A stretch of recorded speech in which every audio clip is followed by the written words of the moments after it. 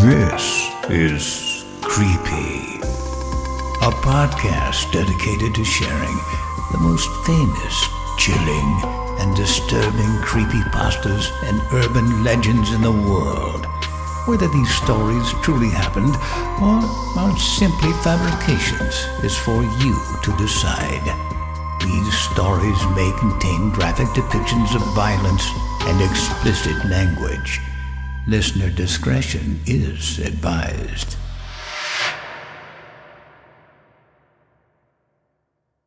Creepy presents The 31 Days of Horror, Day 19, Reunion of a Kind. Written by Michael Whitehouse and produced by Steve Blizin. I can see the road in front of us cast in dusk. The orange glow of the setting sun making the streets seem brighter than they should be. I knew this road well up until a few years ago. I hate coming back to this place. Too many memories. Too much pain I can't drown. Helen Lowry is with me. We had a fling up until recently.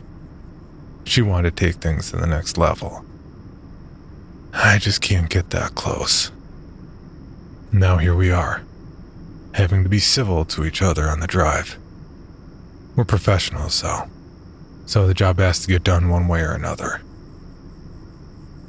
Helen drives. I sit. We make small talk as the golden fields of trees of fall begin to fade away to the occasional farmhouse. We're trying our best.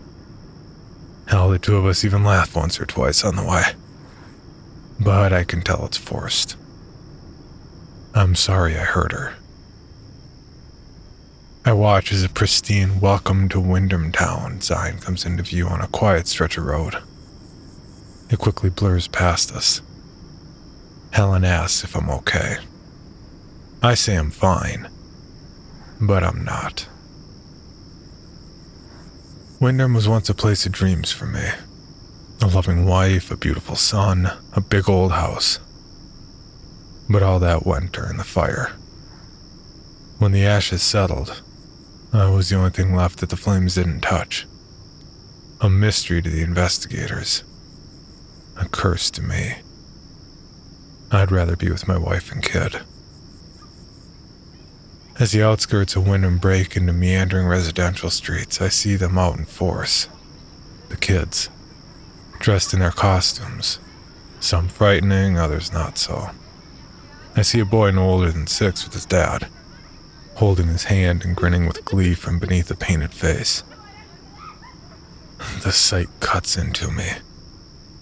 It should be me and my boy walking around out there tonight, trick-or-treating for candy, ghost stories, being scared just enough to get excited. Everything that makes childhood innocent. But my little boy is gone, and I'm left to carry on in a world that seems like a dream, haunted by the memory of his smile. I push the pain down each and every night until I'm certain it'll burn a hole in my gut. Part of me wouldn't mind.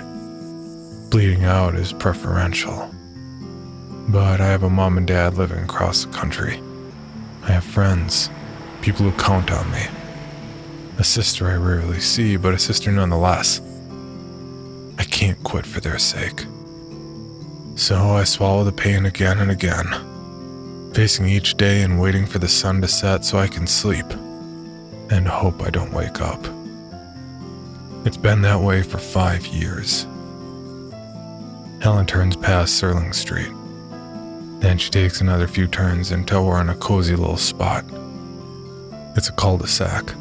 Encircled by large white townhouses with wooden slatted walls and quaint tiled canopies stretching out over quiet porches. The car stops and we get out. The air smells like pine. Helen comments it'd be a nice place to raise a family.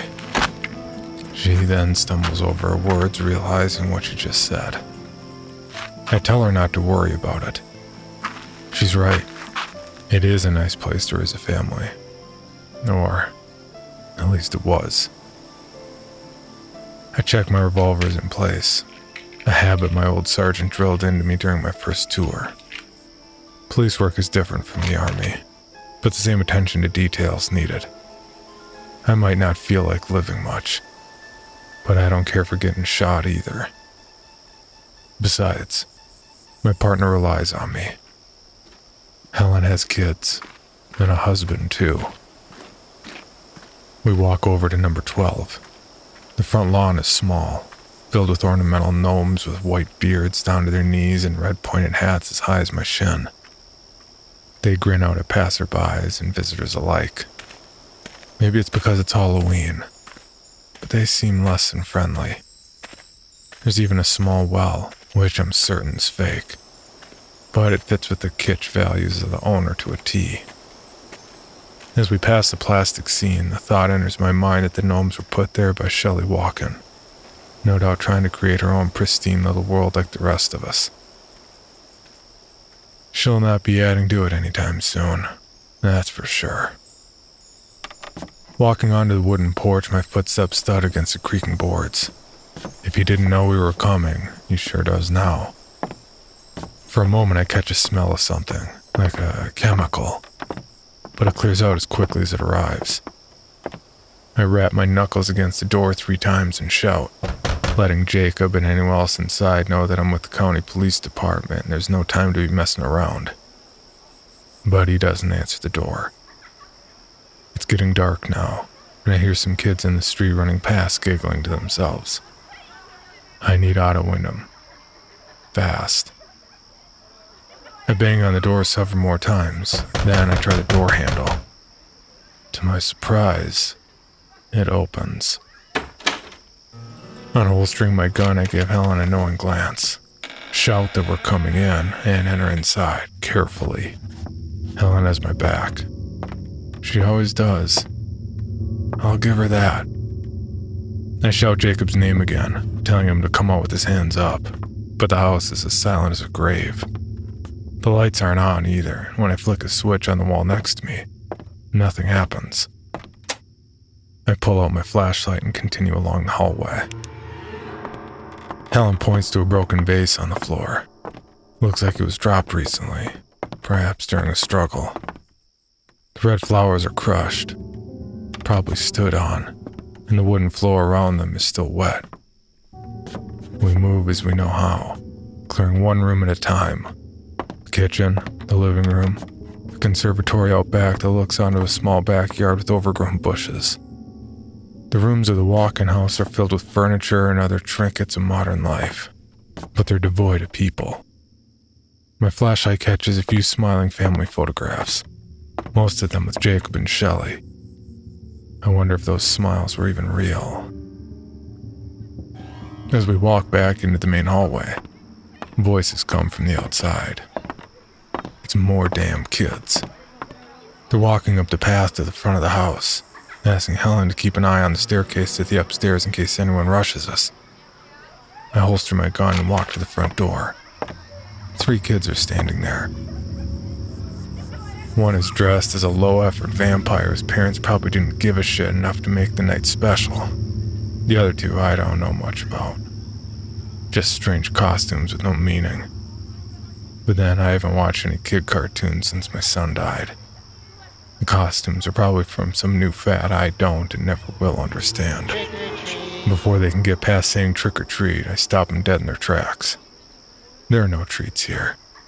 I tell them to spread the word among their friends. They seem a little disappointed. I'm not that heartless, so I open my wallet and quickly give each of them $5 if they promise to tell people to stay away. Now they're happy, and so they practically skip down the path out to the other houses. I hope those places are happier than this one. I close the door to the outside this time, and remind Helen that an open door is an invitation to others and should be closed. She nods, but I can tell she's annoyed with me. Taking the lead, I then unholster my firearm again and stand at the foot of the stairs. It's pitch black up there. I shout up, telling Jacob that I'm the detective he spoke with earlier that day. I tell the darkness that I'm accompanied by another officer, and that we will both shoot anyone up there if they make the wrong move. No reply. So I figure we go up. As I'm climbing the creaking stairs, I think about the possibility of finding the guy with his brains blown out up there. Blood splattering all over another collection of family photographs. Preferential at least to him diving out of the darkness blasting at us with a revolver. I know he's capable of murder. Reaching the landing, I look around with my flashlight. That's when I smell it. Helen comments first. It's not the smell of a dead body, but it's close. It smells like sulfur in the air. A rotten stench from somewhere like greens or meat gone bad. But there's something else alongside it, not dissimilar to wet soil. I whisper to Helen that it can't be Jacob because we had him in for questioning earlier that day. There's no way his body would decompose that quickly. I start to wonder if Jacob has killed someone else and kept the remains up here. We move slowly across the landing, but the smell doesn't increase as it should if we were nearing the source. It's as though the stench permeates the air, like it's coming from everywhere around us. The search of 3 bedrooms reveals nothing. As we approach another doorway at the end of the landing, I hear someone talking. They're whispering under their breath, agitated and confused. I stay away from the door. A buddy of mine from Arkham got a shotgun blast to the chest through a locked door once, and I'm not intending on making the same mistake. I shout out, "Jacob." The whispering voice stops as I do. I identify myself as Detective Ray Cooper. When he doesn't answer again, I tell him that the time for grandstanding's over and that we know he killed his wife. The voice behind the door starts laughing. It's unhinged, and it makes the hairs stand up on the back of my neck. "Jacob," I say. "We have security camera footage from the gas station that shows your wife's body was in the trunk when you opened it." He finally answers me. And when he does, well, it's confusing. "Shelley?" he says. "She ain't dead. She's right here in this house. I've seen her." He laughs again in the same subtly demented way. "One hell of a Halloween trick, I tell you that." I brush off the strange comment, putting it down to stress or a psychotic break, and ask Jacob if he's armed. "You bet your ass I'm armed," he says. "So don't even think about coming in here." This isn't going the way I intended.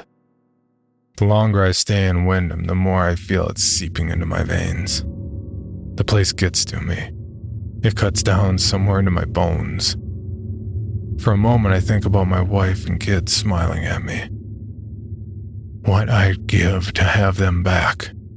And this bastard just ditches his own wife's body somewhere like garbage. Helen touches my arm softly. This breaks the spell. She asks me, "What now?" I think for a moment and tell Jacob this isn't going to end well. One way or another, he's coming out of that room. Jacob makes a different offer, one I don't rightly understand. He says if we get rid of his wife, then he'll happily come out. The last place he wants to be is in that house with her walking around. As if responding to his words, something moves out of the corner of my eye further back along the landing. I hear Helen gasp, but as I turn my gun towards it, I only get a look at it for a moment. I'm not sure what it is, but it just moved into one of the bedrooms we already searched. I can feel my nerves pushing their way up through my mind. I push them back down again. I ask Helen what she saw, but she's trembling. I tell her it's okay and ask her to be straight with me. I can hear Jacob laughing through the door as all this is going on. I tell him to shut his mouth. Helen whispers that she thinks we should leave and call for backup. She won't rightly say what she saw, only that I look kinda like a mist. I asked her if she means I look like smoke. I imagined someone hiding with a gun in that room, sucking on a cigarette. But the only smell is the rotten sulfur stench that still hangs in the air. Helen tells me what she saw was more like a walking blur.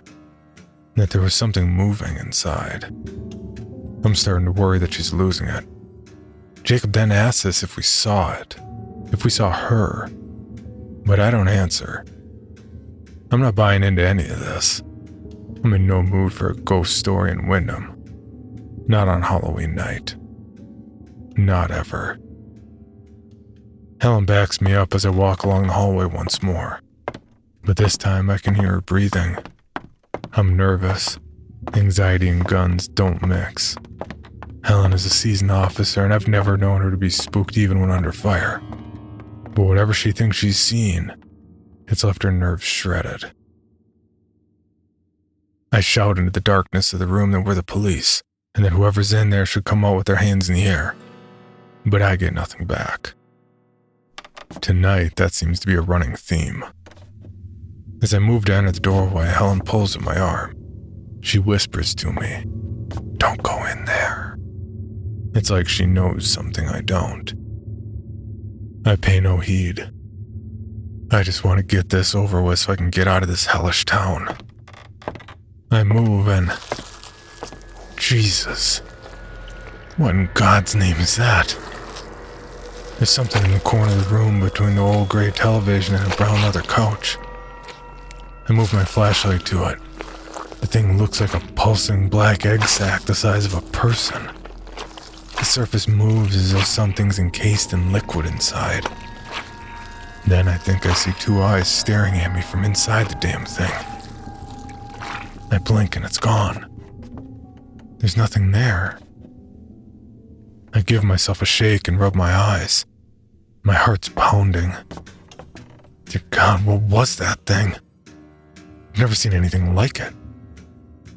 I back out of the room. Helen asked me what I saw, but I can barely put it into words. I don't have to look in a mirror to know that the color's drained from my face. Unable to take it all in, I move back along the landing and shout on Jacob to come with us. But he just mutters and rants, talking about something to do with under the stones. I ask him what he means, but I don't get time to pursue the answer. My blood runs cold as I hear a voice sharp like a knife shout Jacob's name from downstairs. "Who's in the house, Jacob?" I ask. "My wife," is what he says in return, then starts laughing again. I turn to Helen and can see the worry in her face. She's frightened, and I can't say I blame her. I walk to the top of the stairs and shout down, identifying ourselves as the police. I can hear someone moving around down there. Is she out there?" Jacob asks. I can hear a change in his voice like he's pressed up against the inside of the door. "Someone is," I say. "It's her," replies Jacob. "She's dead, you know." I've met some crackpots in my time, dealt with illusions and psychotic breakdowns, but there's something about Jacob's tone that unnerves me. It sounds like the truth. "Shelley?" I say loudly from the top of the stairs. A horrid cry comes from down there in the darkness. It sounds almost human, almost animal, like a cat caught in some barbed wire. I know we have to go back to the ground floor and see who it is, but I don't want to. Instead, I radio the controller at the local station and ask for backup. But he answers me in a strange way. It's as though he's hearing someone else's words. Each time I tell him we require backup, he replies as though I've said we've arrested Jacob and are on our way back to the station. Helen tries her radio and it's the same. The controller is hearing something we're not. None of this makes any sense. I move down a step. Jacob responds immediately. He probably knows every sound in that house, including the noise the staircase makes when you're at the top of it. "Don't go down there, detective," he says quietly. "Guns don't work." "Then why have you got a shotgun in there, Jacob?"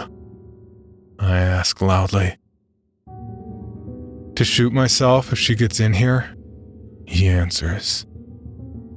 I've had enough.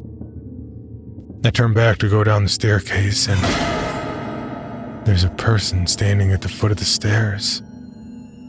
My flashlight catches something white. I think it's an old nightdress, but it's covered in black patches of what looks like soil. The woman, and I'm sure it's a woman, is playing with something in her hand, but I can't make it out. And this is the damnedest thing. I move my flashlight straight up to the face, but I can't see it. It's blurred like looking through glass. No eyes, no features, just a pallid white color. There's something moving underneath, but it's obscured by a blur I don't understand. Brown hair hangs from the head. I can see a few bald patches and blood trickling from her head. Now I know what's in her hand. It's pieces of hair and scalp she's torn from her own skull. I open my mouth to say something, but nothing comes out. The woman now starts to walk up the staircase toward me. Slowly. Jacob begins to scream at the sound of the creaking stairs, and now it's Ellen's turn to be the one who's more together. She steps forward and points her gun at the figure on the stairs, telling the woman to stop where she is. I can't see the face, is all I can offer to my partner. Helen orders the woman to stop coming up the stairs towards us or she'll open fire. The woman stops in response. Then she drops slowly to her knees and starts cradling her face, crying and sobbing loudly. But these cries, they echo unnaturally. What did you do to her, Jacob? I yell. If I got careless on the security footage at the gas station, He shouts from the bathroom. it's because this is the 4th time I've buried her. Poison, bullets, knives, ropes, none of it works. She keeps coming back and she's stranger each time. I shouldn't have put her in with the stones. Shelley? I say softly. The sobbing stops and she stands up. Although there's no mouth to speak of, a laugh comes from the empty, featureless face. She takes one step forward, but this time I try to take control of the situation. I step forward too, descending to halfway down the stairs while holstering my gun and then reaching out my arm to comfort her. Even up close, the face is a blur. I can't comprehend how it's possible, but I'm looking at something more akin to a shop mannequin than a human being. A whisper comes from her, and I lean in to hear it. Your son rots. And the voice says. I barely have time to react. With arms flailing, the woman reaches up and wraps her hands around my neck. She's strong. I feel her fingers burying into my throat as my windpipe is pushed closed. I can't breathe. Panic kicks in. I can hear Helen shouting. Shelley is unspeakably strong. I try to break the grasp on my neck, but as I pull at her hands, she increases the pressure on my windpipe. I feel something inside me begin to give. Any more pressure and my windpipe will be crushed. Then it's good night. Helen runs over and tries to pull the woman off me, but even with her arms wrapped around Shelley's neck, she's unable to make a dent. Something begins to crack inside my throat. The lights are all about to go out. I do all that's left to be done. I pull my gun and squeeze the trigger twice. I aim for the leg, but I catch her hip. Shelley falls backwards, releasing her grip and tumbling down the staircase to the floor below. I think I hear her neck crack on one of the stairs on the way down. Now she lies there in a motionless heap. I sit down on the step trying to catch my breath. My neck is aching. No doubt it'll be bruised as hell in the morning, but I'll live. Helen checks on me, but my gaze focuses on the foot of the stairs. Shelley's body's gone. Helen turns her flashlight in the direction of my gaze and illuminates the ground floor just enough that we both see it. A pulsating human-sized egg sac is trembling in the corner next to the front door. Something's moving inside, and it looks human. Helen pulls me back up the stairs to the landing. "Jacob," I say through the closed bathroom door, my voice rasping. "What the hell did you do?" "You've seen her then," he says. "I didn't mean to kill her the first time. I just got too rough with her. She wouldn't wake up. I panicked and put her in the car and took her out to the woods.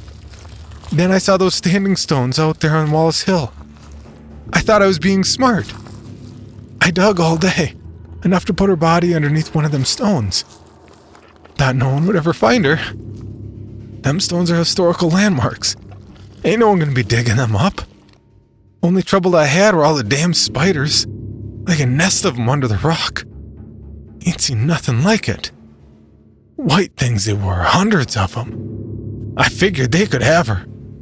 Even said as much out loud. Wish I had kept my trap shut. Then, oh God help me, then she came back and kept coming no matter what I did." Like everything tonight, Jacob's words ring crazy but true. I know the hill he's talking about. I took my son there several times to see some history. The standing stones on top of it are ancient. No one knows who built them, but I do remember folks in Wyndham telling us that back in the 1800s, people thought the stones were still being used for witchcraft. Some think they still are. Helen looks frightened. I finally pull myself together and tell her everything's going to be just fine once we get out of the house. I tell Jacob we're leaving with or without him. He's adamant he won't leave until she's gone. I try to reason with him, but he's as stubborn as a mule. I tell him we'll send help. He just laughs at that. "Ain't no one who can help. Not even a priest," he says. "I'm sorry I buried her under that stone." "You should be sorry for killing your wife," I say as I walk away from the bathroom door along the landing. Helen follows. I can hear the pulsating fluid in the sack downstairs at the front door. Makes me feel sick. We have to find another way out. So we enter one of the bedrooms and I move towards a window. Looking down to the street, I see kids still outside walking around in their Halloween costumes, going from house to house. When I can't push the window up, Helen helps. It won't budge. There's no give in it at all. In fact, it feels strange, like something's forcing it down. Looking around the room, I see a wooden chair, but slamming it against the glass does no good. There's not even a scratch. Something moves downstairs. "Hurry," Helen says, looking back to the landing and the top of the stairs. I can see the fear in her eyes. It's overwhelming. I take out my gun and shoot the window, but when the bullet strikes the glass, all I hear is a high-pitched sound, and then the bullet dropping to the floor. The glass remains unharmed. Whatever came back was Shelley from the standing stones. It doesn't want us to leave. To my horror, I look out of the window once more. This time I see a group of kids in ghoulish costumes entering Shelley's garden, and then walking up to the front door, unaware of the thing in the sack behind it. They knock loudly. A laugh sounds from downstairs, strange and disconnected, like it doesn't have a body. A voice with no home is not something I want to mess with, but I can't let whatever it is answer the door and hurt those kids. I rush to the top of the stairs and look down.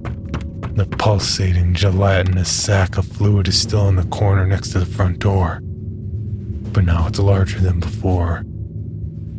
The kids knock the door again. In reply, the sack begins to split. A translucent fluid splurting out of it onto the floor, as though something's trying to get out into the world and do unspeakable things. I'm terrified of what's in there, but I won't let it harm a child. We move down the stairs quickly, with as much silence as we can muster. The sack in the corner quivers as we near it. I see something press up against the viscous membrane. It's an arm. Maybe 2 or 3 of them. She's growing in there, I whisper. Slowly, I walk past it. There's a noise coming from inside. It sounds like someone chanting, their voice garbled with fluid. I imagine someone drowning inside. Reaching the door, I try the handle. It's open. I open the door to the cold night and am greeted with the happy faces of 3 small children, all dressed as... From up above, they appear to be trick-or-treaters. But up close now, I know the truth. Staring up at me through the contorted humanoid features, warped pallid skin, and dark blue eyes. All 3 soil-covered creatures as high as my waist. The rotten chemical smell is now more potent than ever, like it seeps from their skin. "Mama," one of them says. The voice isn't quite human. I'm frozen still with fear. They brush past me, and at the sight of the pulsating sack, they rush to it and start digging in with their hands. Globules of flesh are torn from it, transparent chunks discarded onto the ground, quivering. An even stronger sulfuric stench fills the air as a gas seeps out of the sack when pierced by the clawing, soiled hands of the children. White, rotten arms then come through the holes and embrace the children. I grab Helen and pull her out the door into the cool night air. We watch as a figure emerges from the sack. Fluid continuing to weep onto the floor. It's Shelley or some twisted version of her. One arm is now lower on the body than it should be, and blood oozes from her scalp as she pulls some of her hair off with a jarring motion. I don't see her face, but then I don't want to. She walks slowly up the stairs, hand in hand with the children, and they disappear onto the landing. I can hear hands break down a wooden door and 3 little voices shouting, "Daddy!" with glee. Helen screams that we should help, but Jacob's right. No one can help him. Call me a coward all you want. I pull Helen out of the garden, knocking a few gnomes over in my rush. In the darkness, I hear Jacob crying out as he's introduced to his newborn family for the first time. That's my guess, at least. Those things are the offspring of Jacob's deeds. An unnatural mix of poor Shelley walking and the strange spider creatures buried with her beneath the ancient standing stones. Witchcraft, it seems, is alive and well around Wyndham Town. Or at least an echo of it. Jacob's screams cease. When we get to the car, I make sure no kids, no human kids, approach the house while we call for backup. Out of the house, away from the influence of that thing, the controller now hears our real words. When backup arrives, they head inside. I tell the officers to keep the door open. Helen laughs when I say this. The house is still. Jacob is gone, and there's no evidence for what we saw. But I'll convince we'll find what's left of him up at Old Walls Hill, underneath one of the standing stones. I can feel that's where he is, in a family home of sorts. I know I want nothing more than to be with my family, and I'm sure that's exactly what Shelley Walken feels as well. At least what's left of her. But that can wait until tomorrow. I've had enough for tonight. I'm not heading up there. Not while it's dark. And sure as hell not on Halloween. They say it's a night for witches and strange things. The truth is, I just don't know who or what might be walking around up there.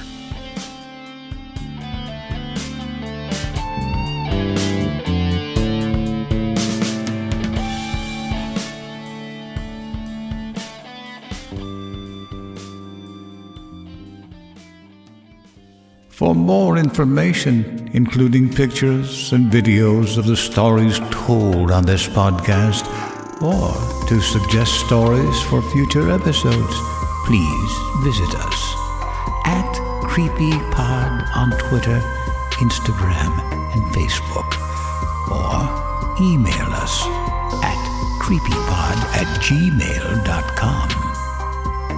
All stories told on this podcast can be found at creepypastawikia.com and are protected by a Creative Commons license. Some rights reserved unless otherwise stated.